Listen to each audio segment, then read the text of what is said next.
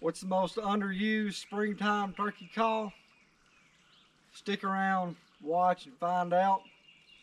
He shorted this old boy in. Well, turkey season 24. And what a slow start.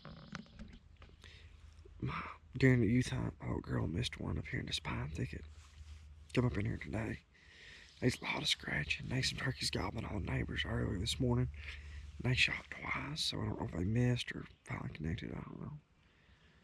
But I haven't went very far since daylight. I thought we heard a bird back off the end of this ridge. He hadn't said anything all day, so not much gobbling. Just kind of a bad gobbling morning. It's kind of hot, kind of humid. Low barometric pressure feels like. I either heard a hen or a hunter down that way. But I don't know. What we're going to do is we're just going to sit here for a little bit. See if that hen or hunter, whatever it is, will come up, figure out which one it is. And then we'll just slip on out and make the loop, go back to the house. I know there's turkeys in here. I know there is. There's a bunch of sign in here.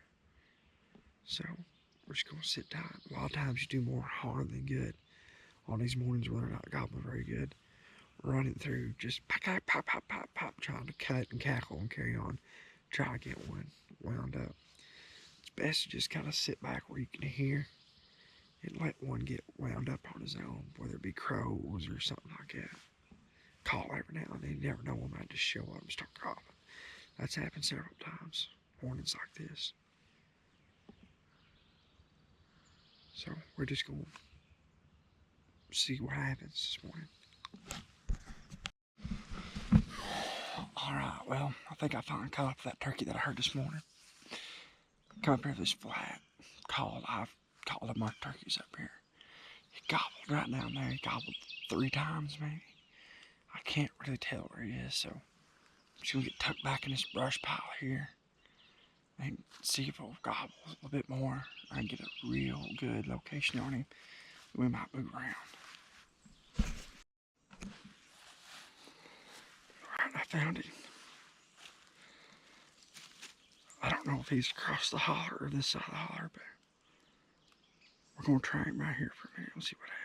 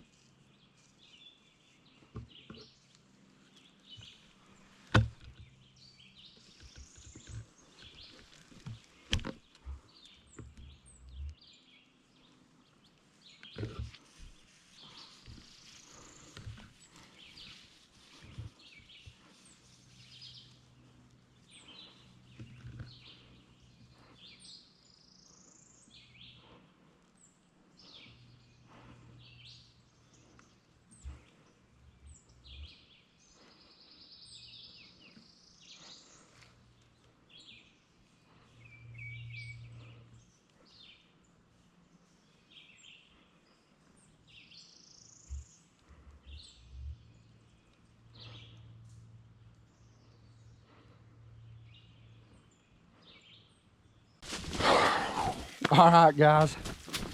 Hell yeah. Our camera malfunctioned a little bit. I'm not sure if I got the kill shot on video, but he come right up. Whew. Well, let's check this bird out. He's got a good beard on him. We're going to check him. I'll hang him up I'll sit down and we'll talk about what happened. All right, guys, so just stay tuned. Boy, they're growling at me.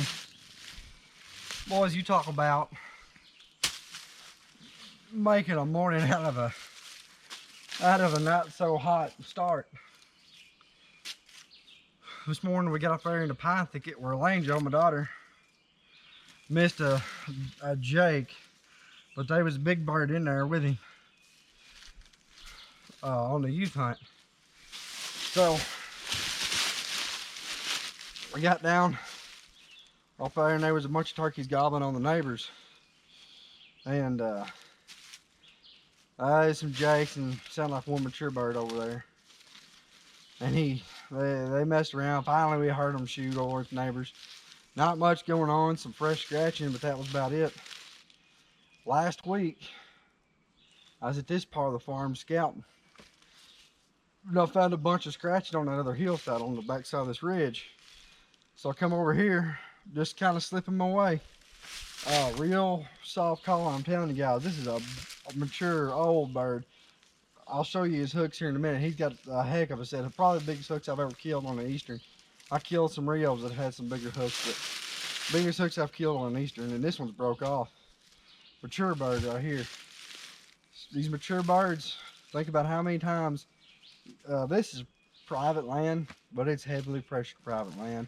And the highway is just across the holler there, and I promise you, this bird has been called at already this year.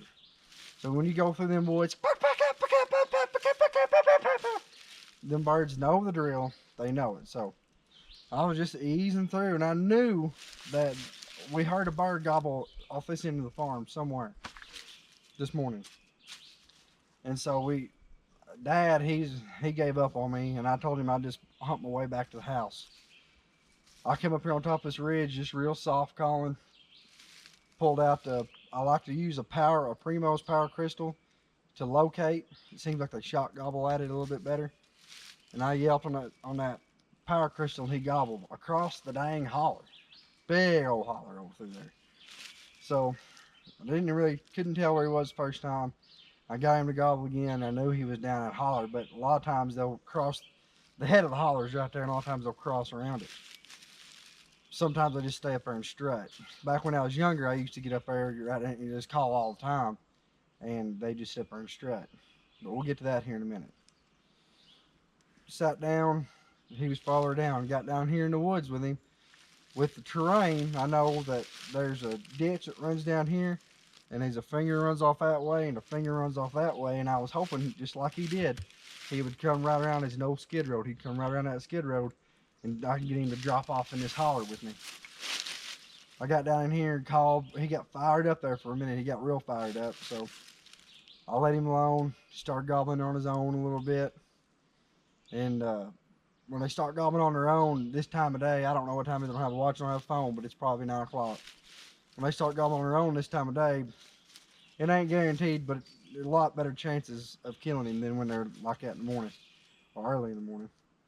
So I sat there for about an hour, and he gobbled. Well, I started, in my opinion, it is the most underused call in the spring. It is the kiki. I started kikiing to him, and he lost his mind. He started gobbling, started double gobbling. So I hit him right back hard one time. Pop, popped at him, yelped real loud, kikied, and I shut up, and he shut up, which told me one or two things. Either, one, he was leaving town, or two, he was coming to me. Remember, the name of the game is to move their feet, not their beak. And when they're gobbling, they ain't moving that fast. So he shut up for about 30 minutes, and if you've turkey hunted long enough, it was about that time frame I got to thinking, I'm like, this bird, if he ain't left, he is right on top of me. And I hate to call just to see where one's at, but the way I was kind of in the open, I wanted to get ready for him. I called just a little bit, and he gobbled, and I heard it rattle. If you turkey hunting, you know what I'm talking about. It follows the gobble. Well, so I clicked safety off, didn't say another word. A lot of people, back when I was younger, I used to do it too. pop, pop, just start right back to him. Well, all that's going to do is cause him to sit there and strut. Especially, I figured he was an older bird by the way he was acting. I mean, I don't know if you can see them hooks or not, but giant. Well, I could hear him drumming. All right. Well, then I saw him and he had missed me. He was going up the hill. And if I'd had an old 3.5 inch TSS, I would have probably shot him there. But I'm shooting 2 3/4 inch shells out of this 12 gauge. And so I was like, I'm gonna try to get him to come in, and it's the opening day of turkey season. If he slits by me, what better way? He'll live to fight another day, and I'll live to hunt another day. But I just real soft whine, just real soft like that. But he blew up in the strut, and he turned on about a 90 and crossed that. But I shoot left-handed, so I'm sitting here like this right here. And this turkey's on this side of me. I don't think y'all could see that on the video or not. But this turkey was on this side of me. I shoot left-handed, so I'm luckily enough, I've practiced that I've been in enough situations with these dang thunder chickens that I've practiced swapping my hands and shooting right-handed. So instead of turning my whole body around, because he was 35, 40 yards from me, he'd have saw me. I just got him behind a big old white oak tree that we didn't cut, thank God, I guess. And I forgot my dang slate call down there, dang it. Anyway, he got behind an old white oak tree, and I just ease that old gun around like that right there. Just like that right there, but he crossed that ditch, come in there 15 yards strutting, and I'd have shot him sooner, but I was afraid y'all couldn't see him. So he got out there in the open, and by God, when he got out there in the open, he stuck his head up. He saw me then because he clucked. And by God, boom, I let him have it. And boy, I'm glad I did. You talk about an absolute stud of an Arkansas Eastern turkey, boys. Big old full fan on him. Good beard on him too. I don't know, I'm not a beard guy, but you know what I am? I am a spur guy. I'll tell you that much right now. These big old long hooks fire me up. I love it. So anyway, that was the hunt. I hope you boys enjoyed it. If you enjoyed it, subscribe. If not, well, then I guess you can dislike the video. I guess we can't be friends if you don't enjoy a good turkey hunt like that with an old, playing chess with an old Eastern like this, buddy. I'm going to turn this camera off. I'm going to go right back down there and get my power crystal and my strikers. And then I've got a long walk to the house because, like I said, my dad left me. So I got to walk all the way back to the house. Appreciate y'all watching. Hey, we're done for the week. In Arkansas, you can only kill one a week. One the first week. The limit's 2, but you can kill 1 in the first week. So I'm done for the week. I'm going to try to get my wife's grandpa. He's a turkey hunting legend in my mind. He's killed more turkeys than I've probably seen.